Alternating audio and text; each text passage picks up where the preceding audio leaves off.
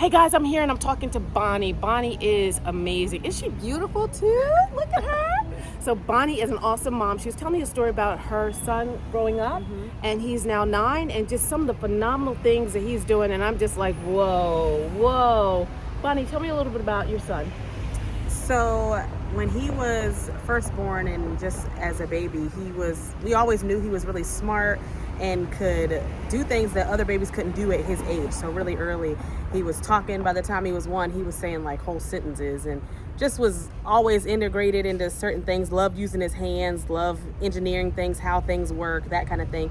And the school systems, when he started school, it was like they kept telling us, well, he can't focus or he can't do this, but he was able to hit all of his milestones and do the things that they asked him to do, and he could pass his grades and was a great student in that sense.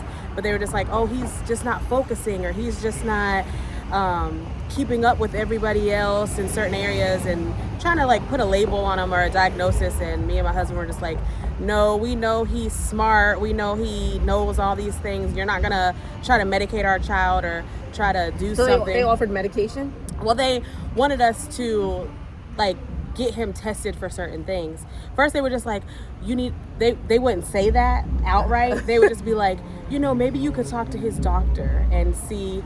But every time I would bring something up to his doctor would be like, he's brilliant. Like, he's the smartest child probably in my practice. There is nothing wrong with this. Yeah, there's nothing wrong with this child. And the doctor she was phenomenal. Woman, come on here. She was always just behind us. She always backed us.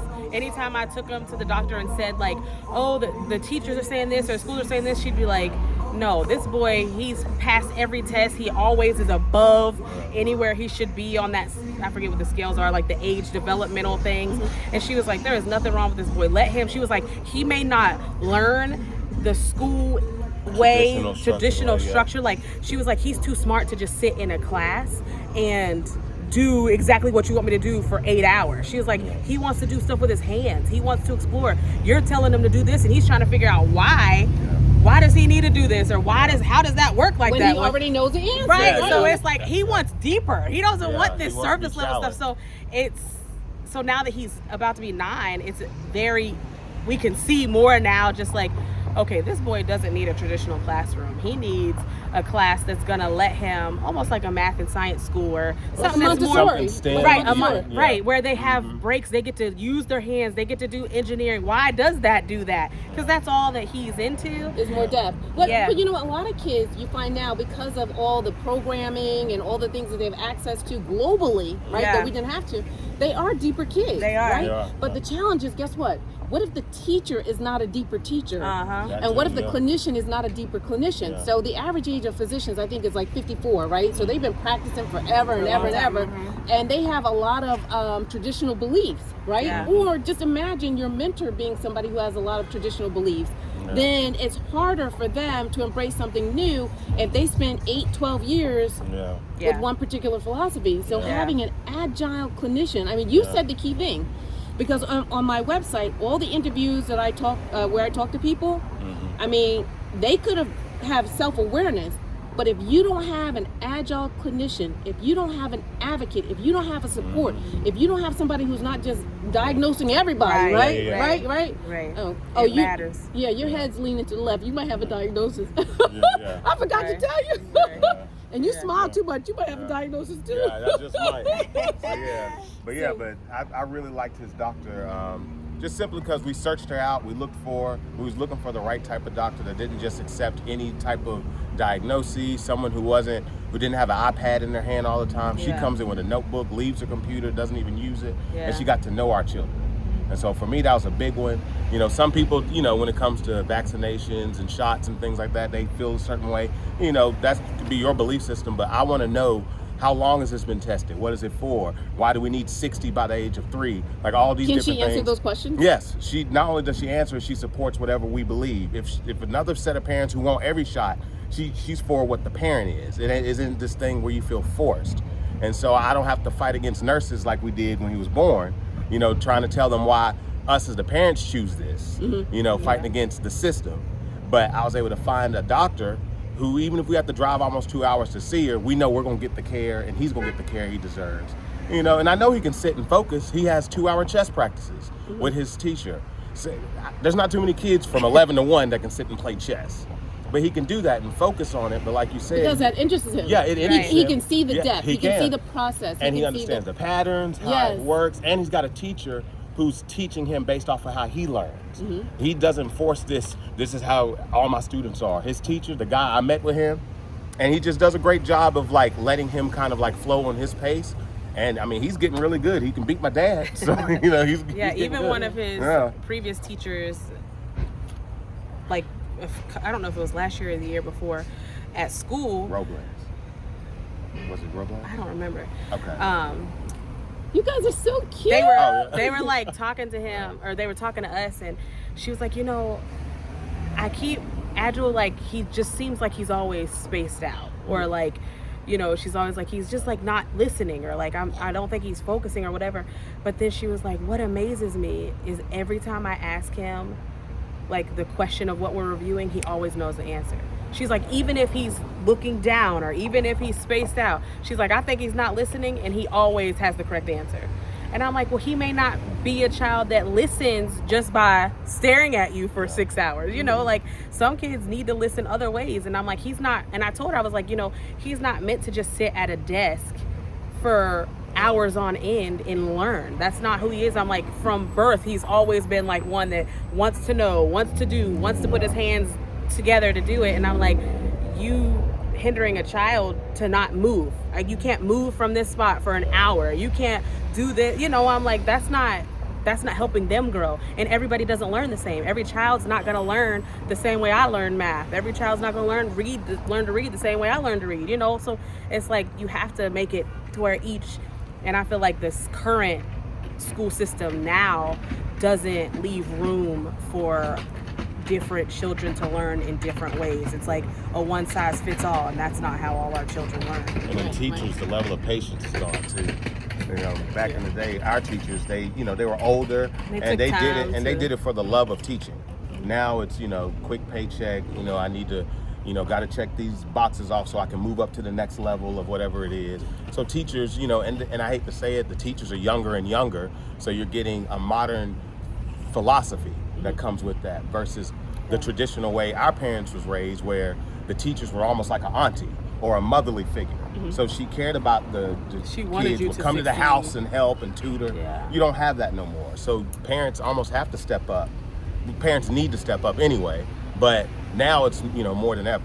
You know what I mean, to advocate for the children. And you have to look at the tenure of these teachers too. So if you've been in 1 or 5 years, once again, you've had college and you've had training, and so you come in with a certain level of expectation, right?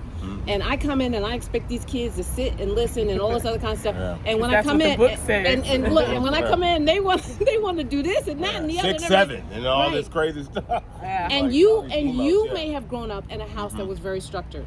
So because you grew up in a house that was very structured, and your school taught you about a structured classroom, now you go into a diverse classroom. And when I say diverse, North Carolina is one of the top 5 states for inbound relocation, right?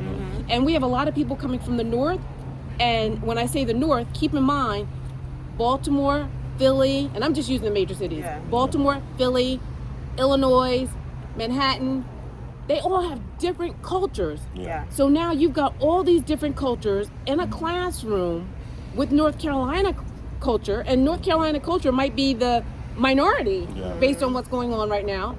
So now you've got a teacher who has to work through this whole process of all these different forms of communication and you know, cultural influence, and you've got international students. And so some teachers may not be ready for that because they didn't learn about that in school. So if you only have teachers from North Carolina per se, or from this area, it could be a challenge. It could be a challenge. So, but I'm so grateful for you guys. So if you're going to give parents, one suggestion, 1 or 2, you know, suggestions about how to move forward with a kid who responds differently to what the other kids are doing, or, you know, learns differently, or whatever it may be, what is a suggestion that you might give a parent? I would say always advocate for your child, because no one knows them like their parent does. So if I didn't advocate for my child, who knows what class he would be in, what they would have said about him, where they would have, they could have placed him in, who knows what type of school, moves, whatever. But it's like, I know, my baby's smart. Like, I know he's smart.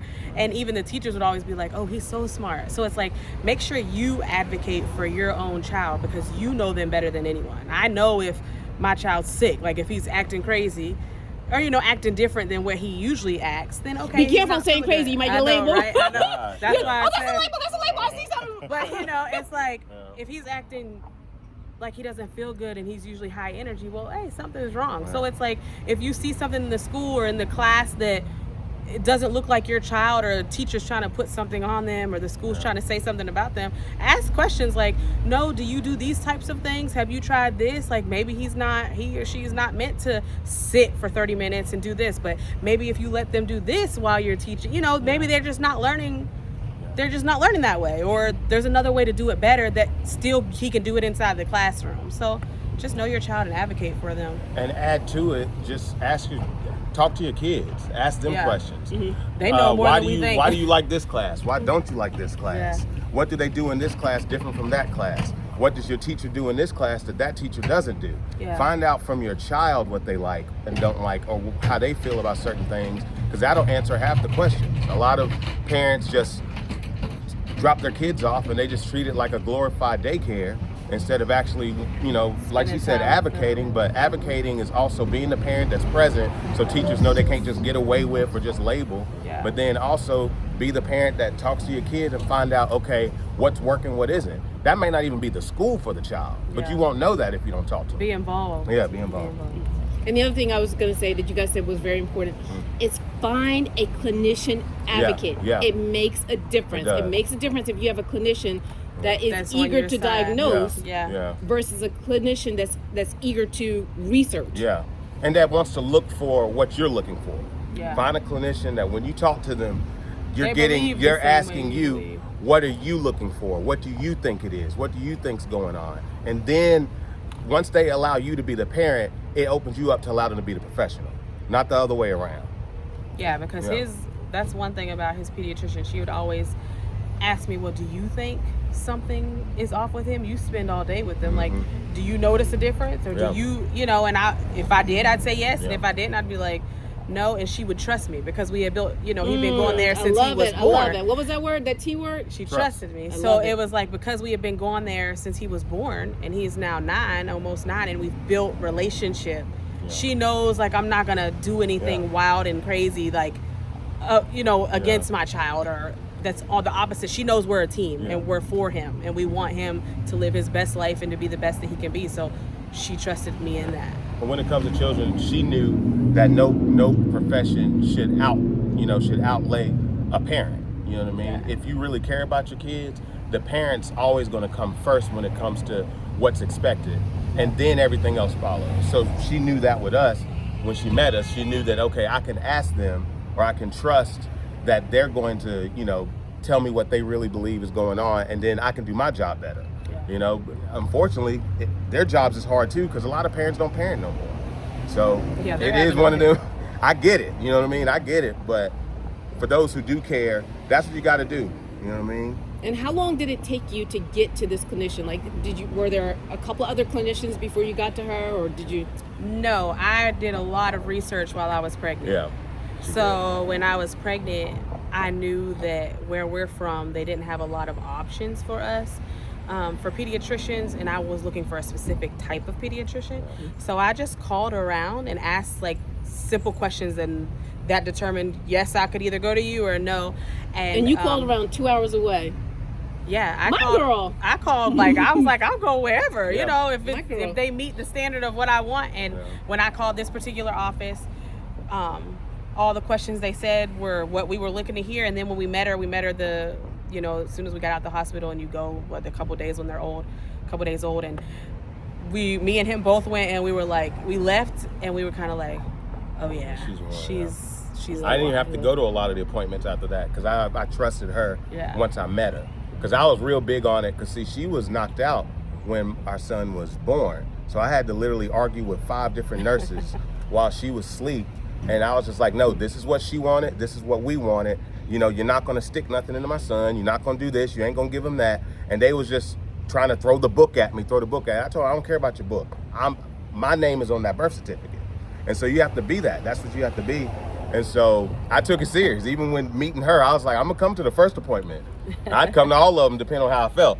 But once I realized she was good people, you know, I was like, okay, you know, you straight. He's going to be fine. And all our kids went to her. Until this day, if we go see her, unfortunately some things changed. She had to move, and so we had to go somewhere else. But if we still hit her up sometimes, and all our kids grew up in that practice. Yeah. So that's good stuff. Even Fat Man, our newest one, didn't he go see her? He went for like a little bit. Yeah. I love it. Well, Bonnie and Darius. Bonnie and where am I? There I am. There we go. Bonnie and Darius are really and truly an inspirational couple. They provided a lot of insight onto how to move forward with the child who learns differently, who thinks differently, who processes differently, socializes differently. It's all on you. Finding the right clinician, finding a clinician that's going to advocate for you on behalf of you, someone that you can trust and they trust you to move forward to make sure that your child has the best opportunities in life. So thank you so much for your story.